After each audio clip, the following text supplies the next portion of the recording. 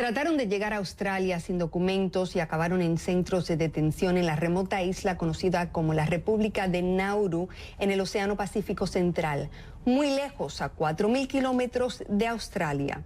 El gobierno de ese país tiene un acuerdo con Nauru para que custodien a los desplazados. Familias enteras languidecen en un limbo migratorio en este aislado territorio en condiciones que ellos describen como carcelarias. Mientras tanto, a la prensa se les exigen visas de casi $6.000 para poder visitar y se les prohíbe filmar o hacer entrevistas, según el gobierno, para proteger la privacidad.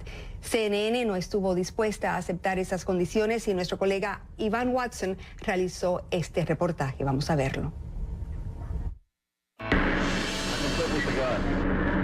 Los niños son registrados con detectores de metales. Es una de las medidas de seguridad impuestas a decenas de niños, refugiados e inmigrantes que el gobierno australiano retiene por meses y a veces años en uno de sus centros de detención de refugiados en Nauru, una isla del Pacífico. ¿Qué edad tenías cuando llegaste al centro de detención? 10 años. ¿Y ahora? Ahora tienes 12 años. Misma Ahmed pertenece a la minoría musulmana perseguida de Myanmar. Su familia intentó años atrás llegar a Australia en una embarcación. Fueron interceptados por las autoridades australianas y los llevaron a lo que ella llama una prisión. Este es el alambrado que está alrededor de todo el campamento. ¿Nauru es un buen lugar para los niños? Nauru es el peor lugar que he visto para los niños.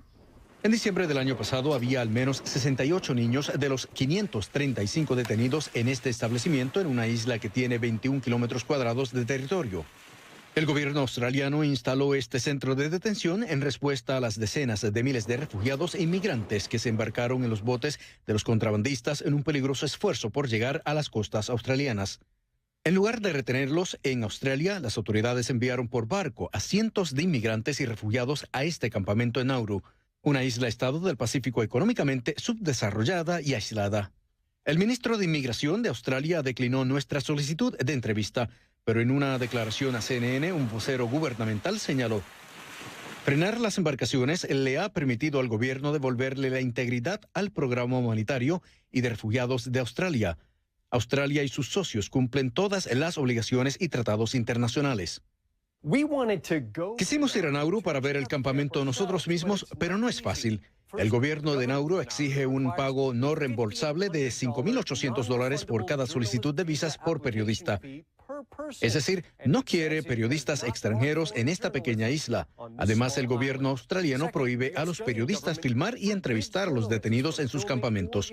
Hemos entrevistado a 7 residentes y exresidentes de los campamentos de modo remoto sobre lo que significa para los niños vivir en este centro de detención. Soy una de las pocas personas que ha podido ingresar y caminar por el campamento y hablar con las familias que están allí. No permiten el ingreso de periodistas. Hay poquísima información acerca del campamento y los trabajadores están prácticamente amordazados. Hanson Young es una legisladora australiana que ha ejercido presión para cerrar el campamento. El gobierno australiano no tiene forma de justificar tener familias, mujeres y niños en estos campamentos. No pueden garantizar su seguridad. Los niños en el campamento de Nauru sufren niveles extremos de estrés emocional y psicológico. Fue la conclusión a la que llegaron los informes del gobierno australiano. Pidieron documentar también casos de ataques sexuales y dijeron que los niños debían ser retirados del lugar. Australia dice estar escuchando las recomendaciones. En meses recientes, las autoridades australianas y nauruanas han tomado medidas para abrir el campamento. Misbah Ahmed, de 12 años, está entre los pocos afortunados que el mes pasado fueron trasladados a contenedores con aire acondicionado afuera del campamento. Ayudó a iniciar una campaña en Facebook para llamar la atención sobre la grave situación de los niños refugiados que están varados en Nauru. Decenas de niños viven todavía en las carpas mohosas del campamento. A pesar de su prolongada reclusión, Misbah dice que su familia sueña todavía con poder alcanzar algún día el país que la recluyó. Solo queremos ir a Australia para forjarnos un futuro brillante. Ivan Watson, CNN. Ponemos ahora este tema en contexto con la ayuda de Javier Elaje, director jurídico internacional de Human Rights Foundation, quien se enlaza con nosotros desde nuestro estudio en la ciudad de Nueva York. Aquí con nosotros en Miami nos acompaña Marco Vicenzino, analista internacional y director ejecutivo de Global Strategy Project. Bienvenidos ambos. Javier Elaje, comenzamos con usted de Nueva York. ¿Qué probabilidades tienen los refugiados que acaban en Nauru de recibir autorización para viajar y comenzar vidas nuevas en Australia? I don't hear.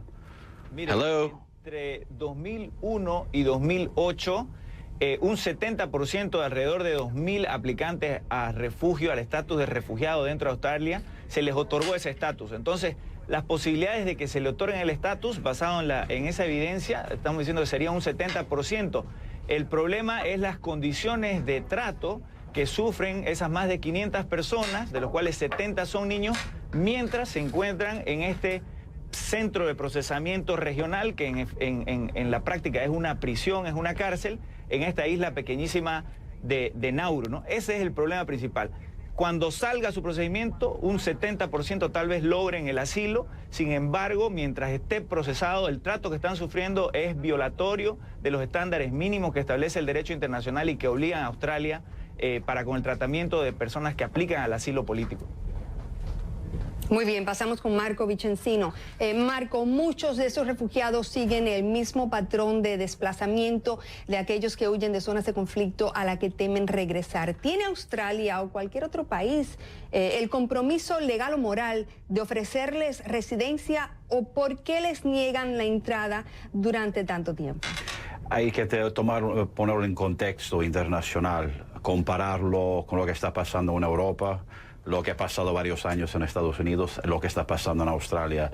En Europa hay una crisis inminente que ha pasado el último año. Yo he pasado muchos meses en Europa, he estado en las islas griegas, donde está pasando esta crisis. Más de 1 millón de personas han entrado en Europa. Solamente en Alemania, más de 1 millón, en otras partes de Europa, miles también. En Europa, tengo que tomar en contexto realidades geográficas.